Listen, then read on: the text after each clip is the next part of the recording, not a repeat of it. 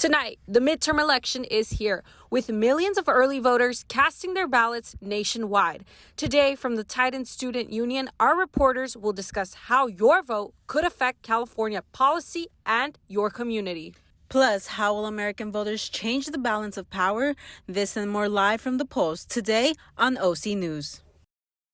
This just now in tech news, the first responder on the There's been a lot of collaborative efforts over the years. Blessed to be here in Fullerton. Brought to you by the Broadcast Journalism students at Cal State Fullerton. OC News starts right now. Hello and welcome to OC News. I'm Rebecca Loyola. And I'm Jacqueline Cedillo. OC News is brought to you by the journalism students of Cal State Fullerton. Today we bring you a special edition of OC News as we cover the 22 midterm election taking place right now. We start off tonight's show by taking a deeper dive into California's governor race, which puts incumbent Democratic nominee Gavin Newsom up against Republican nominee Brian Dahle. Our reporters Enrique Medina and Carlos Vega have been covering the race leading up to this week's vote. We have Enrique live at the Titan Student Union with more info regarding the race and what to expect. Enrique? Yes, thank you very much, Rebecca. And as we can see out in the distance, we have the Titan Student Union where you could get your last minute votes for the 2022 midterm election. And yes, I know we did have a downpour of rain here today in Fullerton, the first downpour of rain that we've gotten here in a while. But what we need these next 2 days is a downpour of votes. That way we could decide both the future of California and the United States. And speaking of the future of California, I, alongside our fellow reporter, Carlos Vega, got the chance to take a deeper dive into the California governor race, which puts the incumbent governor, Gavin Newsom, up against the Republican nominee, Brian Dahle. Now, let's take a look and see what both of these candidates are all about. The incumbent governor, Gavin Newsom, has been in office since 2019. As for his opponent, Brian Dahle, the Republican nominee is running for governor for the first time after serving 8 years representing California's 1st Assembly District. Newsom has brought up a number of different issues throughout the race, that including tackling climate change and protecting the California coast. He has also made steps in expanding affordable health care coverage to millions of previously uninsured California residents. When you're talking about housing, education, health care, the environment, discrimination, immigrant rights, LGBT rights, I think we have a governor that has really acted and continues to take action in these areas. As for Brian Dahle, he has criticized Newsom for making a potential run to be the Democratic presidential nominee, stating that his worries are not truly with the residents of California. Dahle has made a priority to tackle the water crisis in the state and also says he plans to commit an extensive plan to safeguard against catastrophic wildfires in California. He has also stated that he will fight to promote new affordable housing so that families can actually stay and live their California dream. On top of these stances, a hot topic of debate has been abortion with the recent overturning of Roe v. Wade. We now take things to Carlos Vega, who has more on this issue. Well, on the abortion debate, Newsom has a long history of defending female reproductive rights and is pro-choice. The big thing on the ballot is choice or abortion rights, and the governor is supporting Prop 1, but he's always been a supporter of reproductive rights. On the other hand, Dahle is pro-life and has stated his support on the overturning of Roe v. Wade. Both of these candidates present issues that matter to all Californians. However, one of the pressing issues that should matter to us Titans here is the funding of the Cal States. So last year, the legislature tried to increase the CSU's budget, and it was increased by a certain amount. But Newsom line item vetoed some of that. So you might want to have a voice in that. Now, the opponent, Brian Dahle, as a Republican, would cut taxes. That's the Republican center of the Republican Party. And as college students, to have a say in these issues, it is ultimately essential to make sure we are doing our part in voting, because your vote will ultimately decide the future of California. Yes, and after talking to some of our experts, that including Dr. Jarvis here at Cal State Fullerton and Clarice Hoffman of the OC Democrats, they gave me the overall sentiment that it's looking like it's going to be a pretty easy route for re-election for Governor Gavin Newsom. And yes, I know we don't have the current polling and votes at the moment, but I do want to remind everyone, speaking of votes, we do have voting going on here at the Titan Student Union tonight, all the way until 8 p.m. and tomorrow on Election Day, which I will remind everyone is the final day to vote from 7 a.m. to 8 p.m. That's it on my behalf. I'm Enrique Medina for OC News. I'll now throw things out to you, Jackie, back in the studio. Thank you, Enrique. Nasty accusations have been flying in the heated campaign for the California House of Representatives 45th Congressional District. This district includes Fullerton after redistricting in 2020. Lena Malmstrom focuses in this race and the candidates Democrat Jay Chen and Republican Michelle Steele. A heated race in a newly formed congressional district has Jay Chen and Michelle Steele in a tight race. Michelle Steele is a Republican candidate running for Congress. Identifying herself as a true conservative, she is all for lowering taxes and fixing the supply chain crisis. Brian Lovato has some concerns about Michelle Steele. Very different candidates, right? Like, Steele's been in elected office before. She's like very conservative, reactionary even, right? I mean, she's in favor of a national abortion ban, among other things. Whereas Chen is kind of a middle of the road to slightly left of center Democrat. He doesn't have the experience in Congress that Steele has. I don't think that means that he doesn't have the experience to get things done or the experience of working with other people and compromising that you have to have in Congress. You know, personally, right, like, I think Steele is an awful candidate. She supports awful policies, and I think it's important that she doesn't get elected, basically, right? That said, she has incumbency as an advantage, right? Which there's a good chance she will win. Jay Chen is a Democrat nominee running for Congress. He served as a lieutenant commander of the U.S. Navy Reserve and supports small businesses, government accountability, and human rights. I'm here visiting the Fullerton Conference Center, where individuals throughout the state are encouraged both to register to vote and to vote for the congressional or midterm elections. Many voters are keeping an eye on this race because on what it is at stake. There's been a lot of change and lots of political importance that people have taken sides on, if you will. And I think that's not over yet, that people are still kind of recovering from that. I think the midterms, which are coming up in another week or two here, those are important because I think that'll shape what's going to happen for the general election in another 2 years. Voters have until Tuesday, November 8th to vote for their best candidate. I'm Lena Malmstrom with OC News.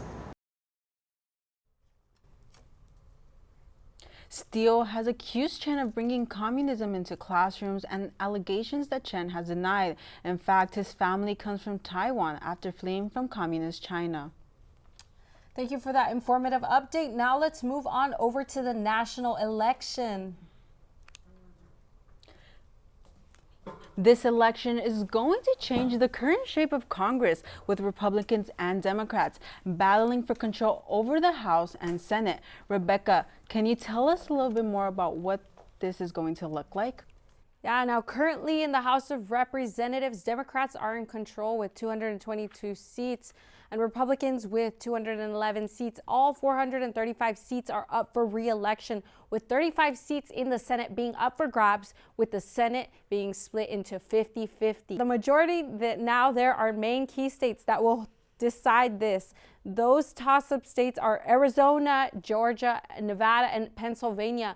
Now the pressure is on because if Democrats want to keep control, they must win these three states. Let's take a closer look at these key races. Looking at Nevada, candidates will have to win the Latino vote. Republican candidate Adam Lazotte is going to have to do what Trump did in 2020 and win over male Hispanic voters to beat Democrat Catherine Cortez Masto. The state of Arizona is going to be a close call. It's known for being a swing state and is up for grabs.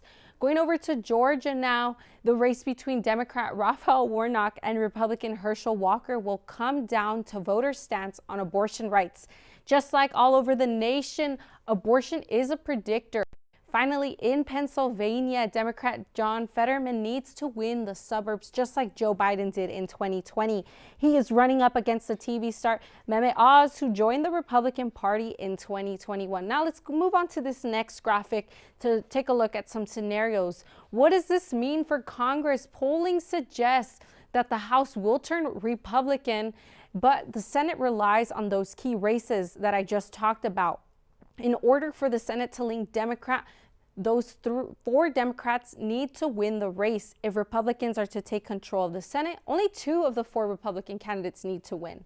As Jacqueline mentioned, the Democrats currently have control of both the House and the Senate, but after the election, it is unlikely that the Democrats will remain in control of both. Jacqueline, back to you. Thank you, Rebecca. Let's keep in mind that we won't get those results right away, and it's important that we count all the votes until we can see who won what.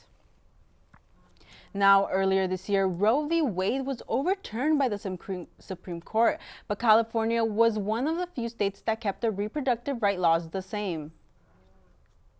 Proposition is on the ballot again after 50 years following the decision of putting a woman's choice to an abortion at risk. California Democrats want to ensure that women will still be able to have an abortion. However, the opposing side wants California to put heavier restrictions on abortion, similar to what other states are doing. Some people say that the proposition is too extreme, too expensive, and unnecessary. As of now, polls show that the most people are going to vote in favor of Proposition 1 to keep abortion laws the same. Coming up next, we will explain more about propositions that could affect California. And how some voters are getting a jump start on voting this midterm election.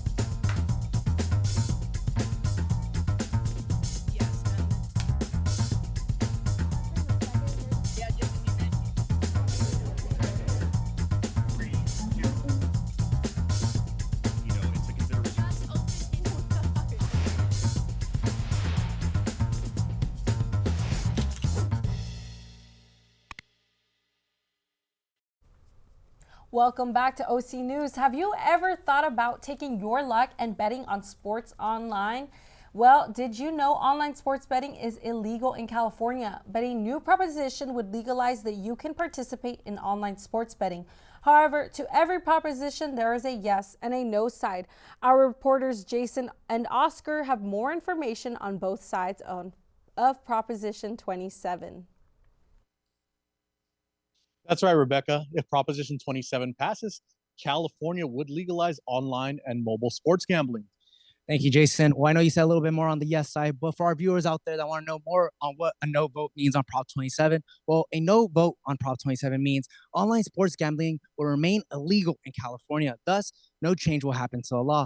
But Jason and I were able to find a little bit more information on Prop 27 and what it truly means to vote a yes or a no on this proposition. We call it Oleomi. You call it California. You have probably seen this commercial all over your TV or YouTube ads. It's about Proposition 27. Prop 27 is proposing to legalize online and mobile sports gambling in California to those 21 and over. Similarly, Prop 26 would legalize California Indian casinos to operate in-house sports gambling. But unlike Prop 26, a yes vote on Prop 27 comes with more than just betting online. Their main selling point? Well, according to yes to Prop27.com, if the proposition passes, It will guarantee millions of dollars towards homelessness, mental health, and addiction services, whereas Prop 26 does not. 15% of all tax revenue would be contributed to disadvantaged non-gaming tribes. The proposition even has its effects on college students.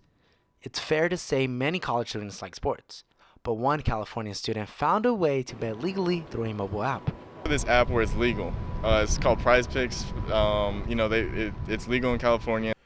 If Prop 27 passes, students like Ethan would then have the freedom to legally wager on sports online. Prop 27 is backed and funded by gaming companies like FanDuel and DraftKings to make this happen. If Prop 27 passes, California would become the 36th state to legalize online sports betting. However, a no vote simply means no change to the law. Online sports gambling would remain illegal. Other than being against online sports gambling, some people argue there's more reason to vote no. People are concerned not all the tax funds will go towards addressing homelessness. Opposers believe it's a scheme set up by out-of-state gambling companies for profit, claiming 90% will not even be invested back into California. Over 50 Indian casinos across California agree with this, suggesting Prop 27 would actually drive businesses away from their casinos. They claim online gaming corporations would take total control of the sports wagering market in California, while excluding the vast majority of Indian tribes. Many parents are also worried Prop 27 would increase the likelihood of addiction within young adults. Because of this, people are actually concerned it will add to the homelessness problem. This coming from the idea there would be more homeless people because of the debt and addiction online sports gambling can potentially bring. Like every other proposition, there's always a yes and a no side. We hope you learned a little bit more about Prop 27 and the effects of both sides.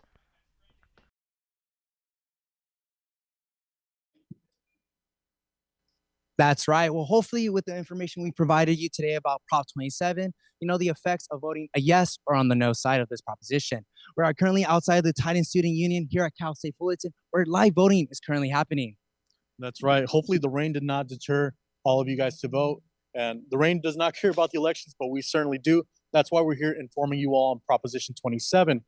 Don't forget, and don't worry if you have not voted, because tomorrow voting will resume from 7 a.m. to 8 p.m. again at the TSU.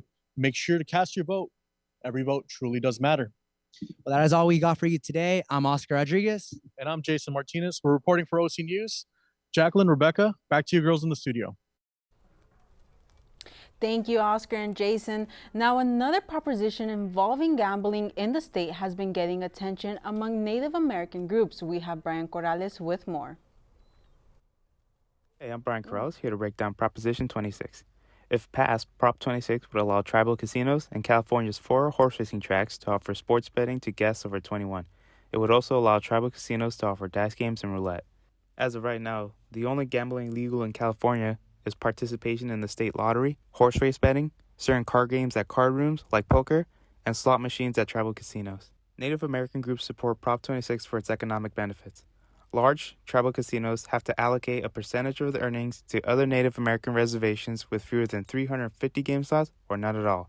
Annually, large tribal casinos allocate $150 million a year to other reservations. They also argue that the state can generate tens of millions of dollars in tax revenue from the loosened restrictions, money California would then be required to use to primarily fund schools and regulation costs.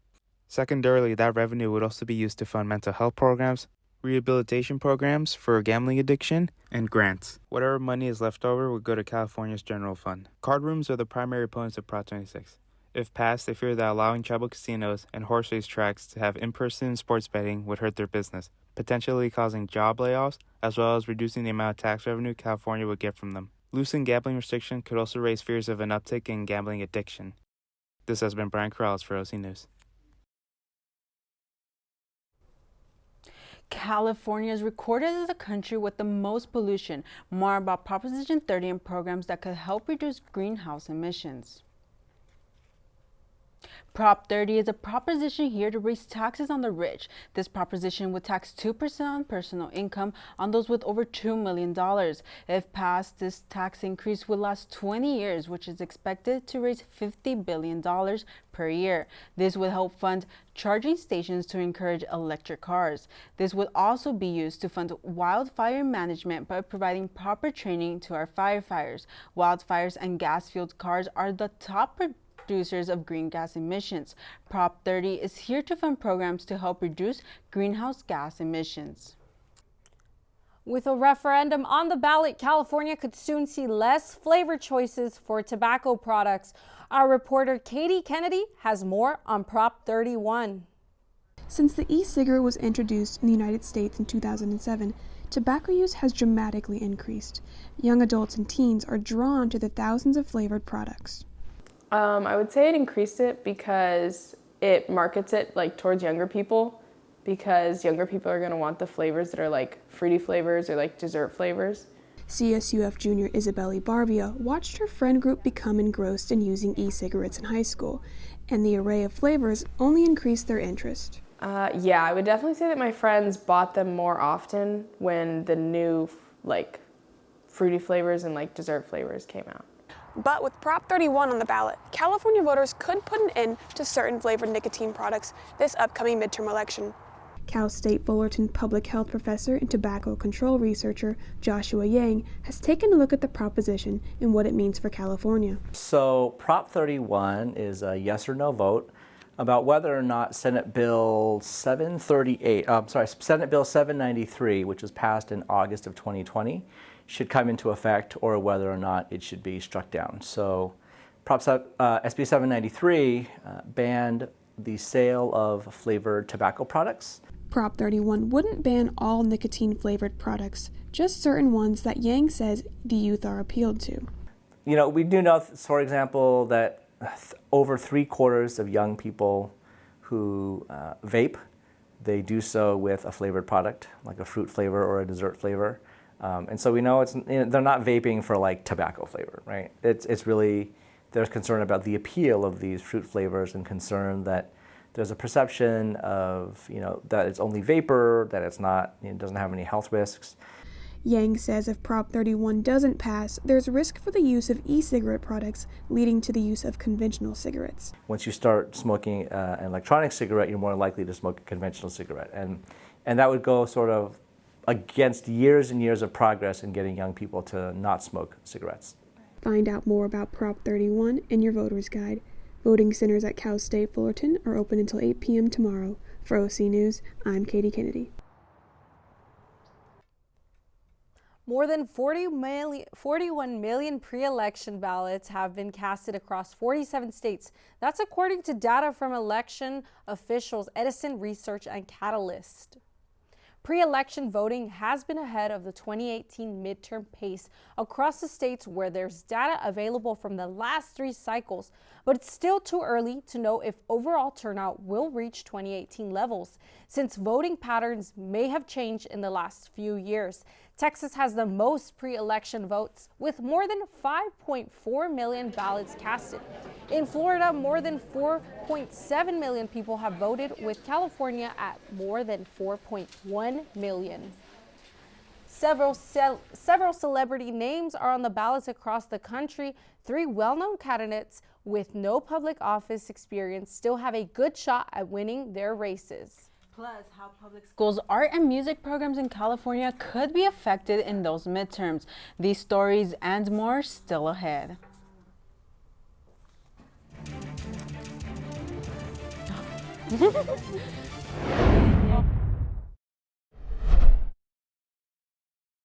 Observe a domesticated human family in their natural habitat, known to their species as the backyard. Hey, you think I should light it now? I think it's good. Yeah.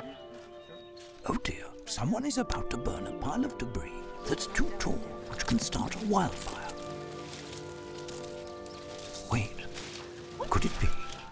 Blimey, it is. It's Smokey. It's Smokey Bear. What a legend. Hey, it's Smokey. Sorry, it was too high. Right. Watch as he astutely ensures that there's no wind, and how he removes some of the debris to create a smaller, safer burning pile. No, you said make it bigger, baby. The bigger, the better. Take note of our fearless furry friend here, humans. I appreciate it. Fist bump. Watching you. Smokey's done it again. Bye, Smokey. Only you can prevent wildfires. STEM is precise, no margin for error. Dare to forget that. Dare to have fun with it. Get weird with it. Dare to send those old STEM theories flying past the neighbor's house into outer space. Dare to program something internet-breaking, record-breaking. Dare to blow their minds. Dare to learn the difference between sedimentary and metamorphic rock. Go find those rocks. Dare to keep daring. Dare to STEM. Check out She Can STEM to get started. Hey world, I have a quick message. It's about safe driving. All right, let's go. Anytime you're driving, have the seatbelt buckled tight. Both hands on the wheel and your phone out of sight. When not in your hand trying to text somebody back. Because if you do, your car might get smacked. The moral of the story, just put your phone down. The people on the road will stay safe and sound. Put your phone down, put your phone down. People on the road will stay safe and sound. Yeah.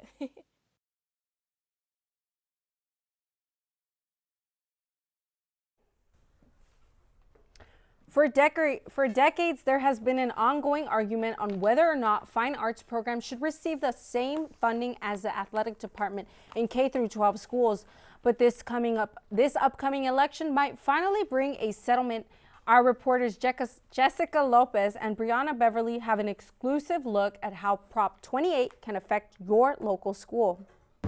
While universities like Cal State Fullerton are finally giving recognition to their fine arts program, like this ad you see behind me for their opera group, they still aren't receiving adequate funding that they deserve. Just like athletes find home in their sports, art students find a community to call their own within their program. And when funding is cut, their growth is cut. I was quite shy as a teenager, and so if I had had more support at my high school, I probably would have learned more, how to be more confident, and that would have pushed me to do more performing opportunities. When a school suffers a budget cut, the first program to go down is the arts. Students are then left to advocate for themselves when their focus should be on their creative projects. My high school actually didn't get any funding for the arts, and it was a middle school and high school, so we didn't get any money, and it was really hard to fundraise considering not a lot of people wanted to actually just support it since it wasn't a big department either. So we always had to try and fundraise as much as we could. It never got to the point that we could. So the concerts would always kind of be lackluster. We wouldn't get as much music because we couldn't buy or afford as much music for the students, and a lot of kids just didn't want to do it because of that. This problem doesn't end when art students arrive to college campuses. We haven't updated our music building in years. We have to share a lot of the classrooms with other departments, and then a lot of the newer classrooms for the other side, we don't get to use them. We only have a certain amount, so it's just limited. And for students who try to get out of here as quick as possible with less cost, it's harder because we have to wait longer and it costs more money, and some people can't afford that. That's not fair to them either. Cal State Fullerton alone provides over $2 million of funding for the athletic programs. Meanwhile, their art students struggle to find enough classes to register for. With Prop 28, hopefully the change starts from elementary school, so more students can see themselves taking part of programs like these at a higher education level. Brianna Beverly has more details on what Prop 28 can bring to the community. That's right, Jessica. Here's everything you need to know about Prop 28. A Yes Votes applies this ballot initiative to required annual source of funding for K-12 public schools for arts and music education. About 1 in 5 California public schools have full-time art or music programs, and Prop 28 provides additional funding to ensure that every student in pre-K through 12 public schools has access to art and music education without raising taxes. A no vote signifies that funding for arts education in public schools will continue to depend on state and local budget decisions. If Prop 28 passes, then this automatically means that the state must set aside some of its revenue to fund arts and music education in K-12 public schools. And all schools will receive some funding for each student, especially schools that have many low-income students will receive a bit more money. Now, this is a very important proposition, and this will better schools and the arts education. Well, that's it for me. I'm Brianna Beverly. Back to you guys in the studio. Thank you. And it looks like politicians aren't the only ones trying to get a government seat. These three celebrities are fighting for their own seats in three of the most crucial swing states. Here's Emma Suarez with more on these races. Thank you, Jacqueline. The three key states that can determine the control of either the Democratic or Republican Party are Arizona, Pennsylvania, and Georgia. The governor race between Katie Hobbs and Kari Lake in Arizona, the Senate race between Mehmet Oz and John Fetterman in Pennsylvania, the Senate race between Herschel Walker and Raphael Warnock in Georgia. Candidates Kari Lake, Mehmet Oz, and Herschel Walker have received quite the attention. Let's find out why. In the Arizona governor race, we have Democratic candidate Katie Hobbs against Republican candidate Kari Lake. In this race, Lake has been receiving all the attention as Hobbs has decided to decline all live debates against her. Lake is a former news anchor for Fox 10 in Phoenix, Arizona. Lake has generated some concern over her comment. I'm going to win the election and I will accept that result. If you lose, will you accept that? I'm going to win the election and I will accept that result. This comment sounds extremely familiar to the comment former President Donald Trump made during the 2016 presidential election. Lake made another comment similar to Trump's about the alleged election fraud in 2020. The people of Arizona will never support and vote for a coward like Katie Hobbs, who won't show up on a debate stage. She's single-handedly destroying a 20-year tradition of gubernatorial debates because of her cowardice. This sets up a framework in which if Hobbs were to win, Lake could present the result as evidence of election fraud. In the Pennsylvania senator race, we have Democratic candidate John Fetterman against Republican candidate Mehmet Oz. This debate has been receiving a lot of attention as the result may determine which party will have control of the Senate. Oz has been putting his popular TV show Dr. Oz and his medical background at the center of his campaign pitch. Politicians point fingers. Doctors solve problems. Together we'll stand up to extremism on both sides and bring balance to Washington. Oz's approach to medicine and politics are similar. But they certainly could work hard to ensure that everything possible was done so they would thrive. And I learned that by empowering the patients, the whole process went better. That was the reason I started the TV show. Was because I knew if I could take that little experience in the hospital and bottle it and give it to people on television, all of America could benefit from that. This is concerning considering that during his show Dr. Oz, which ran from 2009 to 2011, Oz provided a platform for potentially dangerous products and fringe viewpoints. Fight my battle. In the Georgia senator race, we have Democratic candidate Raphael Warnock against Republican candidate Herschel Walker. Walker is one of the Republicans' most problematic politicians. Walker has been embroiled in many controversies. To name a few, Walker exaggerated his financial success, falsely claimed he worked for law enforcement, bragged that he was in the top 1% of his college graduating class, despite the fact that he did not graduate. Walker claims he supports a national ban on abortion. However, his ex-girlfriend accused Walker of paying for her abortion in 2009 and pressured her to get another 2 years later.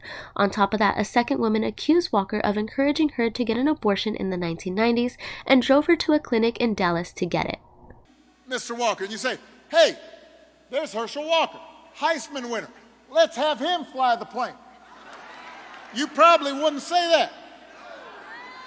You'd want to know, does he know how to fly an airplane? These races are among the key battleground states that could swing control of the Senate. Lifelong Republican Joanne Eaton voted for Donald Trump in 2016 and then Joe Biden in 2020. Eaton says she has learned towards voting for people, not the party. When voting Tuesday, remember to keep the person in mind, not the party they affiliate with. We've all seen the I voted stickers for people to wear to show they took part in our most important democratic process. One county in New York got creative when it comes to the stickers they are handing out. Here it is. The Ulster County Board of Elections is sitting on a stash of voting gold. This unconventional I voted sticker. Ashley Dittis is the Ulster County Board of Elections Democratic Commissioner. So they were all in the back of my car, and I said to the printer, I said, you have no idea how many people want this. What will culminate in the fall began over the summer. The county BOE held a sticker contest to update the polling place mementos. That's when 14-year-old Hudson Rowan decided to get creative. He entered the Board of Elections sticker contest with a design that he feels resembles the current political landscape. It was the first submission that we got, so I was extremely excited to open the email. I opened it, I saw it, I printed it out so I could walk it around to every desk and show everybody that works here. It was a no-brainer for the Board of Elections. The design netted more than 200,000 votes in the contest, along with some national recognition. We're telling the election inspectors, one per person. You have to make sure that we control the sticker distribution so that we don't run out and everybody will have their chance to have it. Hold on to it. As it turns out, for some, getting out the vote can come down to getting a sticker. They're apparently a lot more important than I ever knew, because people do get very upset if you run out or if you don't have any. There was one year we had none, and I think literally 100+ people came up and asked how come they can't get a sticker.